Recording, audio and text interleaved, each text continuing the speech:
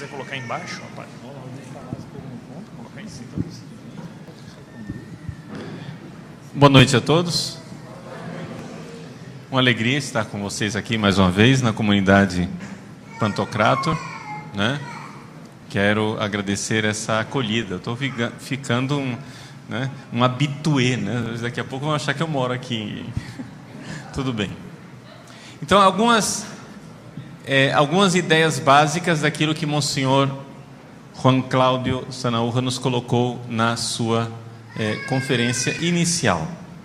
Vejam, a ONU, ela comemorou, fez festa, né, digamos assim, pelos compromissos assumidos na Conferência do Cairo há 20 anos atrás.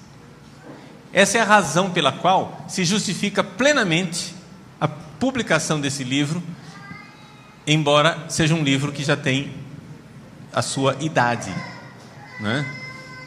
Ou seja, um livro que poderíamos dizer assim, está desatualizado. Não, mas é atualíssimo, exatamente porque a ONU, mais uma vez, colocou toda a ênfase na questão da Conferência do Cairo. E a igreja precisa se posicionar diante desses acontecimentos históricos, mesmo que isto custe para a igreja, mesmo que isto não seja muito popular. O Papa Paulo VI, quando ele assinou a encíclica Humanae Vitae em 1968, ele não estava querendo ser popular, ele estava prestando o serviço, a caridade da verdade, estava ensinando as pessoas, né, o que era a verdade. A encíclica Humanae Vitae, para quem não sabe ou não se recorda, é a encíclica que trata dos anticoncepcionais. Disse aquele que depois se tornaria cardeal secretário de Estado, Agostinho Casaroli, disse que quando Paulo VI, em 1968, assinou a Humanae Vitae, na verdade ele estava assinando a sua própria paixão, ou seja, a sua condenação à cruz. E de fato foi assim, porque os 10 anos de pontificado que se seguiram foram 10 anos de verdadeiro sofrimento. O Papa João Paulo II, por exemplo, várias vezes proclamou São João Paulo II aquilo que é o compromisso da igreja com a verdade. A igreja não quer ser popular, a igreja não quer ser aplaudida, a igreja quer ser fiel ao seu Senhor. Nós temos que lembrar que o Senhor da igreja é Jesus, não é o povo. Nós precisamos então fazer aquilo que é bom, né, para as pessoas, mesmo que seja remédio amargo. Então João Paulo II, por exemplo, fez alguns gestos simbólicos importantes. Em nenhum momento do seu pontificado ele se calou. Ele, por exemplo, mandou retirar a contribuição simbólica que a Santa Sé dava para a Unicef, exatamente por causa das coisas que a Unicef fazia contra a vida e contra a família. Ele, quando falou, por exemplo, da Conferência do Cairo, né, essa fatídica conferência, a respeito da qual vocês irão ler nesse livro de Monsenhor Sanaúja, ele, quando falou da Conferência do Cairo, ele disse às pessoas para rezar a São Miguel Arcanjo por causa da obra do demônio que estava sendo realizada no Cairo.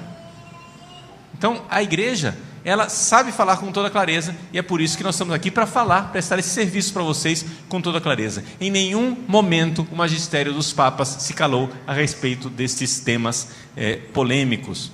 Por isso seria uma concepção muito errada, né, nós achamos que a igreja deve se calar, simplesmente para ser politicamente correta. Quando nós falamos dessa realidade da cultura da morte, em que está baseado isso? Paulo VI diz com toda clareza: trata-se de uma concepção errada, não é, do desenvolvimento humano. O que é que significa o progresso dos seres humanos? O progresso dos seres humanos para eles quer dizer o seguinte: abolir a família, quer dizer que agora as crianças vão ser todas fecundadas in vitro, né, em laboratório. Isso para eles é o progresso humano, na verdade não é o progresso humano. Então, em 1975, a Congregação para a Doutrina da Fé, em 75, vamos lembrar que o prefeito não era Joseph Ratzinger, né? Em 75, Ratzinger, aliás, não era nem bispo ainda. A Congregação para a Doutrina da Fé assinou um documento importantíssimo que se encontra em apêndice aqui no livro. E o Monsenhor chama muita atenção para os apêndices que estão aqui no livro, porque são importantes para o nosso estudo. Nesse apêndice se encontra essa declaração da doutrina da fé, que é a declaração persona humana. E no número 12 da persona humana se lê o seguinte: os pastores de alma, pois, devem dar mostras de paciência e de bondade. Só para lembrar, desculpa, do que é que trata esse documento persona humana? Trata dos problemas relativos aos 2 mandamentos, o 6º e o 9º mandamento: não pecar contra a castidade, né? E não desejar a mulher do próximo. Os mandamentos sobre a sexualidade. Persona humana, 1975. Paulo VI diz assim: os pastores de alma devem dar mostras de paciência e de bondade. E o Monsenhor Sanaúja diz assim: gente, não venham agora com essa conversa de que a igreja descobriu a misericórdia. Em 1975, muitos de vocês não tinham nem nascido e a igreja já estava falando dessa realidade de nós tratarmos os problemas da sexualidade com paciência e com bondade, que é uma realidade importante, não é? Para os pastores, ter paciência com as pessoas que fazem o seu caminho. Não lhes é permitido, porém, os pastores, nós, padres, bispos, cardeais, papas, não lhes é permitido, porém, tornar vãos os mandamentos de Deus. Então, a gente tem que entender isso, gente. Se o mandamento de Deus, não cometerás adultério, a igreja tem que continuar pregando isso. E nem reduzir desmedidamente a responsabilidade das pessoas, assim dizer: coitadinhos, né? Eles não são culpados, eles são vítimas, né? Tadinho deles, estão cometendo adultério, estão cometendo atos homossexuais, estão cometendo vícios contra o 6º mandamento, mas eles são inocentes. Não é justo, e não é respeitar as pessoas. Você tratar as pessoas como usar a expressão em latim que o Monsenhor não usou, mas minus habentes, né? Gente que tem menos, que é deficiente. As pessoas não são, desculpa a palavra, retardadas. Elas são responsáveis, são adultos, responsáveis pelos seus atos. A gente não pode tirar a responsabilidade de cada um. Então, é desconcertante a gente ouvir alguns meios de comunicação social, hoje em dia, a mídia dizendo que finalmente agora nós temos a Igreja da Misericórdia. É desconhecer totalmente aquilo que é a atitude pastoral da igreja. A igreja está absoluta e totalmente aberta para todas as pessoas, com todos os vícios sexuais que quiserem, podem vir à igreja. Com vocês, com todos os vícios sexuais que tiverem, venham à igreja. Nossos confessionários estão abertos esperando vocês. Venham se confessar, se arrepender dos pecados, que a igreja é uma mãe que acolhe a todos, como o pai do filho pródigo acolheu. Porque seria, o Monsenhor não disse isso, mas aqui sou eu dizendo, seria ridículo nós pintarmos a misericórdia do pai do filho pródigo da seguinte maneira: o filho chega em casa e o filho diz: pai, pequei contra o céu e contra ti, não sou digno de ser chamado como teu filho, trata-me como um teu escravo. E o pai diz assim: gente, meu filho voltou, ele está acostumado com comida de porco, põe uma mesa, comida de porco para ele, deixem ele sujo, de 4 no chiqueiro, comendo comida de porcos. Acolhamos e façamos festa, porque chegou de casa para casa de volta um porquinho. Essa é uma concepção de misericórdia absurda. Se a igreja é misericordiosa, ela é misericordiosa para tirar as pessoas dos seus pecados, porque os pecados são pecados porque machucam as pessoas. Então, a palavra misericordiosa que a igreja tem para os pecadores é dizer: meu filho, pare de se maltratar, pare de fazer lesões em você mesmo, pare de se ferir a si mesmo, venha para a vida. Esse é o evangelho da vida, essa é a boa nova da vida.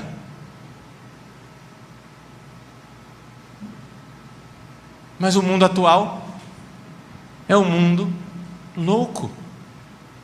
tresloucado, que ao invés de dar às pessoas o caminho da verdadeira conversão, quer dar às pessoas mais comida de porco. Ou seja, o mundo atual, achando que isto é misericórdia, o que faz? O mundo atual está agora aumentando o cardápio da lavagem. Lavagem frita, lavagem à milanesa, lavagem no micro-ondas, lavagem congelada pronta para você levar, lavagem reciclada, lavagem gluten free,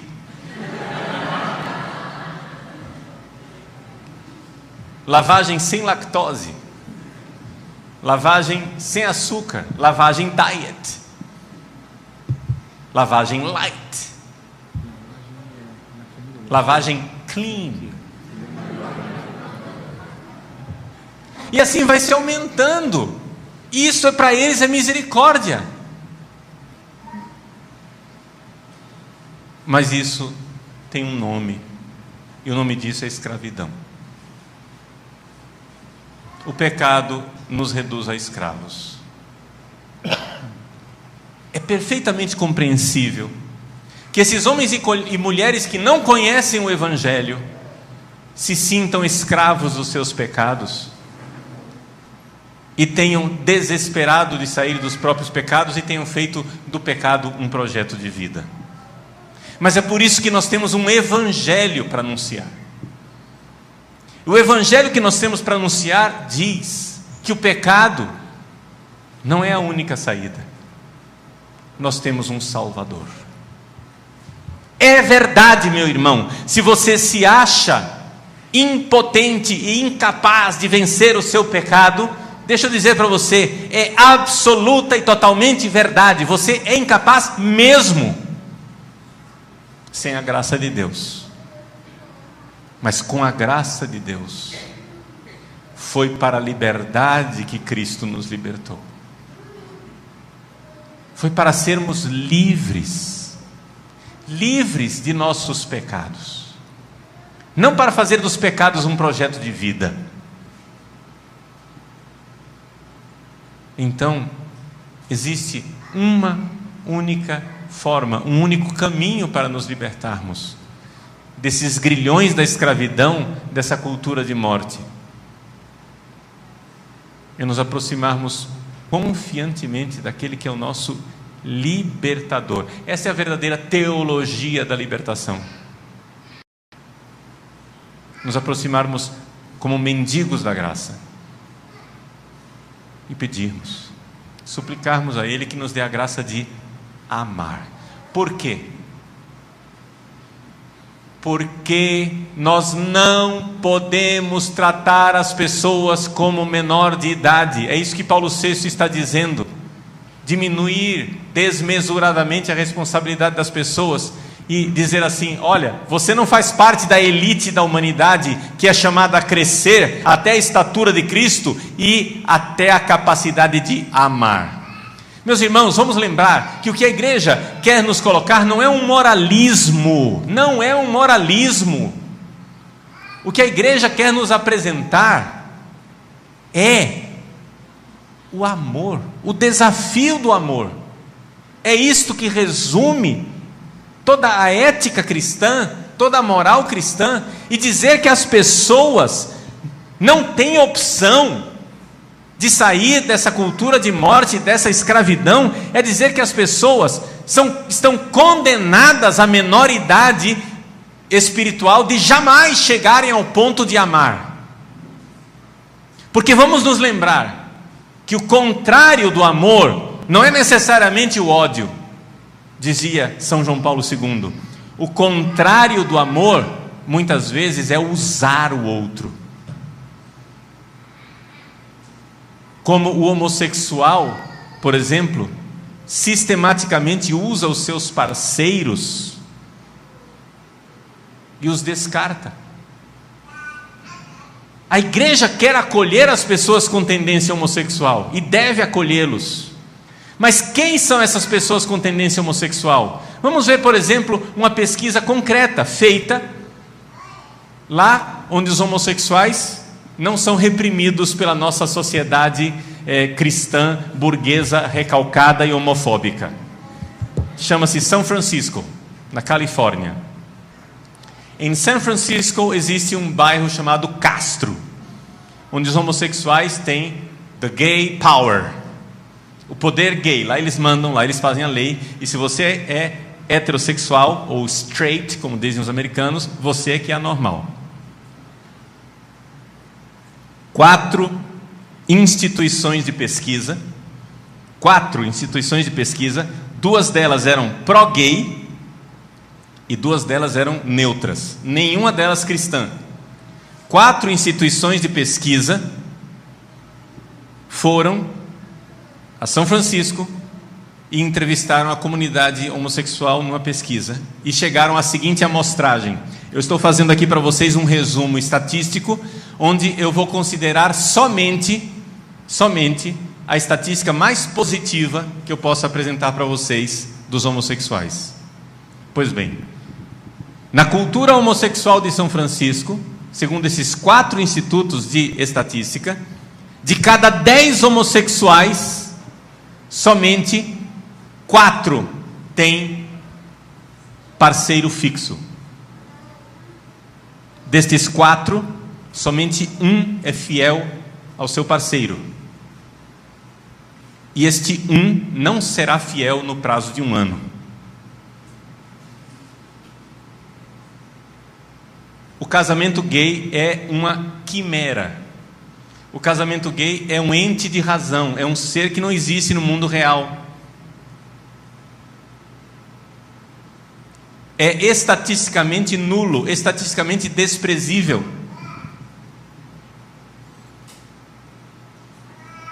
Não existe isso. Agora nós queremos fazer planos pastorais para acolher casais homossexuais. Onde estão eles? Se as próprias estatísticas feitas pelos institutos gays de pesquisa mostram. Mas por que os homossexuais são assim? Porque eles são especialmente perversos e incapazes de fidelidade? Não, não é por isso. É pela constituição daquilo que é a própria fantasia homossexual. A fantasia homossexual enquanto tal, ela é algo que pede o impossível. Ela pede que eu sinta que eu sou aquela pessoa com a qual eu estou me deitando. Depois, quando eu me dou conta que eu não sou aquela pessoa, a desilusão some. Entendeu? A ilusão some, vem a desilusão. Além do fato de que a maior parte dos homofóbicos são homossexuais, os verdadeiros homofóbicos. Por quê? Outro dia, qualquer um que se sente no confessionário e atenda um homossexual sabe disso. Outro dia eu atendi um homossexual, ele dizendo: padre, ele usou outra palavra, eu vou dizer homossexual, você já adapta aí, né? Padre, ser homossexual é uma desgraça. Eu disse: o que é que foi, meu filho? Olha, homossexual é uma desgraça. Eu disse: o que é que foi? Fala logo. Não, homossexual é uma desgraça. O que é que foi? Olha, mulher não gosta de homossexual, homem não gosta de homossexual, homossexual não gosta de homossexual. O sonho de consumo, ele é homossexual, dizendo: o sonho de consumo do homossexual é ter relações sexuais com um homem. O que é absolutamente impossível, porque a partir do momento que ele tem relações com você, você quebra a ilusão vendo que você está, na realidade, na cama com um homossexual. O sonho de consumo é ir para a cama com um hétero. São algumas reflexões que eu estou colocando aqui para vocês, simplesmente dizendo uma coisa: a igreja não é homofóbica. A igreja diz para os homossexuais: meu filho, pare de se machucar. Quantas vezes você vai trocar de parceiro até você perceber que você está se destruindo, se deixando usar e jogar fora? Nós queremos, para os nossos irmãos homossexuais, nós queremos convidá-los a um grande desafio. O desafio de amar. E amar não tem nada a ver com sexo. O amor não tem necessariamente uma expressão sexual. Ele pode ter uma expressão sexual. Mas o verdadeiro amor não é isso. O verdadeiro amor se descreve mais derramando o sangue pelo outro do que tendo relações sexuais com o outro. E esse é o desafio para todos nós. Mas quando nós tratamos as pessoas como menores de idade e dizemos: não, você pode ficar aí fechado no seu egoísmo sem problema, não precisa amar não precisa dar sua vida pelos outros, nós estamos aceitando uma premissa que na verdade tudo destrói. Então o grande desafio da igreja é o desafio de evangelizar e acordar as pessoas para o amor verdadeiro, desafiá-las.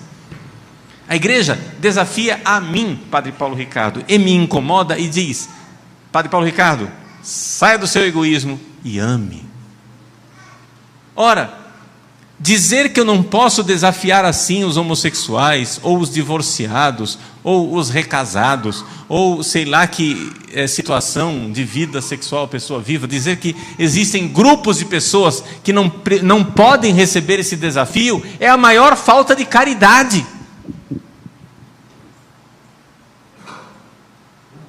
Isto estamos vendo naquilo que é interiormente dentro da igreja. Agora, a pergunta é: se é assim, o que é que nós precisamos fazer? Bom, a primeira coisa, nós precisamos nos dar conta de que existem pessoas que estão determinadas em implantar esta cultura em que o verdadeiro amor é impossível. Ou seja, uma cultura de morte, que é a cultura do desamor. A cultura de morte que diz que a criança não é um filho para ser amado, mas é um intruso a ser extirpado. Uma cultura que diz que o amor não acontece com uma aliança indissolúvel, mas o amor, ele é volúvel e volátil, onde eu posso a cada momento trocar de pessoas. Então precisamos estudar essa cultura. Quem é que está querendo implantar isso? O Padre José Eduardo então nos colocou essa realidade, uma realidade que está na cultura atual e que nós podemos estudar concretamente e ver como uma coisa vem se desenvolvendo lá atrás. O Monsenhor Sanaúja começou a falar de 20 anos atrás. O Padre Eduardo foi mais longe e começou a falar de 100 anos atrás, com o marxismo. E assim nós vamos entendendo qual é o propósito. Alguém pode chegar e dizer: mas escuta aqui, vocês não estão, não são teóricos da conspiração, vocês estão achando, essas coisas estão acontecendo porque são os tempos modernos, as coisas estão acontecendo automaticamente. É assim mesmo, ninguém está planejando. Gente, se uma pedra cai num lugar, é um fenômeno irrelevante. Se duas pedras caem no mesmo lugar, nossa, que coincidência. Se 3 pedras caem no mesmo lugar, puxa vida, hein? Vai ser sortudo assim lá na Cochinchina. Mas se 1000 pedras caem todas no mesmo lugar, existe uma inteligência que está fazendo com que essas pedras caiam no mesmo lugar. Não é simplesmente possível que uma unanimidade de pessoas, ao longo de tanto tempo, hajam em sintonia, todas na mesma direção, se não houver um pensamento comum. Não precisa ser que uma pessoa esteja liderando, não é isso. Mas elas pelo menos trocaram ideias para juntas irem na mesma direção. E isso está realmente acontecendo. O livro do Monsenhor Sanaúja nos coloca, não é, uma das pedras desse quebra-cabeça. Por que é que a cultura do mundo lá fora quer implantar o aborto, a ideologia de gênero, o gaysismo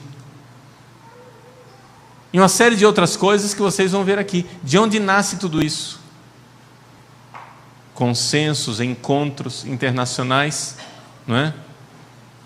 Que povoaram principalmente a década de 90, que é o período, não é, que o livro transcorre, mostrando como peça por peça, dado por dado, as coisas foram caminhando.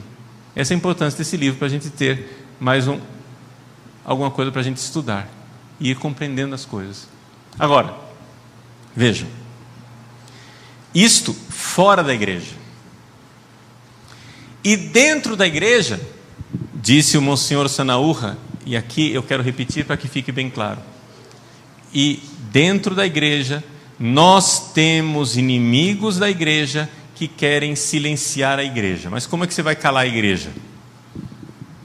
Bom, o diabo já tentou durante alguns séculos calar a igreja, matando pessoas, colocando na prisão, e etc e tal. Mas aí o diabo começou a notar que ele estava fazendo mártires, e a igreja só ficava mais forte. Não é? Quanto mais mártires ele fazia, mais a igreja ficava convencida e aguerrida. Então, melhor forma, vamos criar um vírus de computador, um programinha na cabeça de cada cristão, que vá desativando a capacidade de o cristão evangelizar. O Monsenhor citou uma conferência em que, do ano 2000, se não me engano, em que se falou do que se espera das religiões. É isso que está acontecendo dentro da igreja. O que se espera das religiões? Que as religiões não tenham dogmas. Isso quer dizer, pega o seu catecismo e rasga, cada um acha o que quiser. E que as religiões não façam proselitismo, ou seja, que as religiões não sejam missionárias. Para de converter o povo, nós temos que ser ecumênicos. Você está sendo anticumênico, está convertendo as pessoas, pode parar. Pode parar de converter. Ah, mas nós temos que ser discípulos missionários. Sim, discípulos missionários quer dizer o seguinte: vá ao mundo para aprender. Do mundo a ser mundano. Não é isso que o documento de Aparecida quis dizer, mas é isso que os inimigos da igreja interpretam.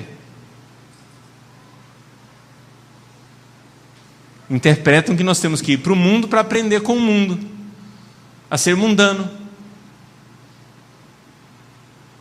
Ser discípulo missionário quer dizer o seguinte: vai missionário do Senhor e aprende com o mundo a ser safado como ele.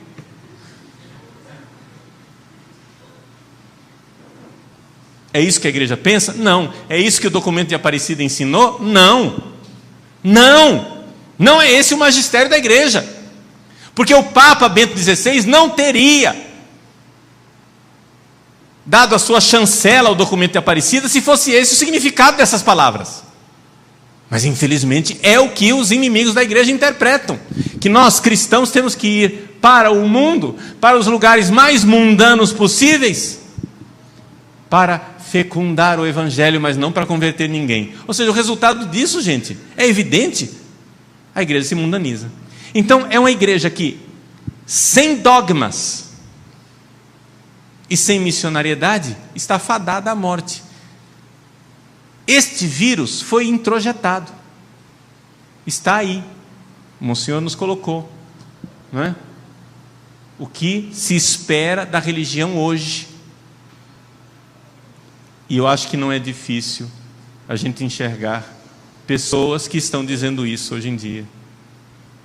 O próprio Monsenhor citou que nessa conferência internacional, quem representava o Brasil era Paulo Freire, mas depois que Paulo Freire morreu, veio então e foi substituído por Leonardo Boff.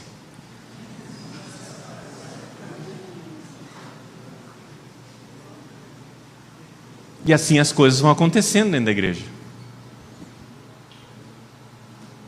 Então eu pergunto, esse é o magistério da igreja? É isso que os papas nos ensinam? É claro que não. É claro que não. Essa não é a igreja de Cristo. Não é desse jeito. Essa é a igreja da ONU. Mas nós não somos da igreja católica, apostólica, onista. Não é? Somos da igreja católica verdadeira.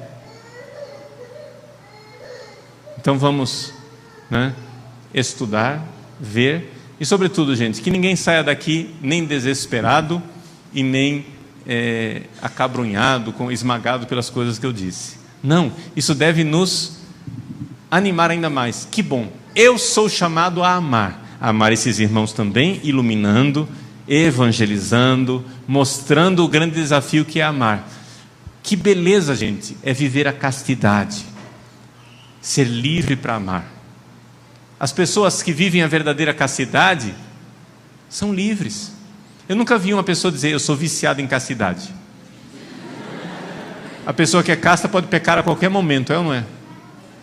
Mas a pessoa que vive nas correntes e nos grilhões da impureza não pode ser livre a qualquer momento, a não ser que venha aquele que é o Senhor que nos liberta e nos dê a sua graça. Que a Mãe Imaculada que nós celebramos hoje interceda por nós no céu e nos dê a graça de ser livres para viver a cultura da vida e do amor. Amém.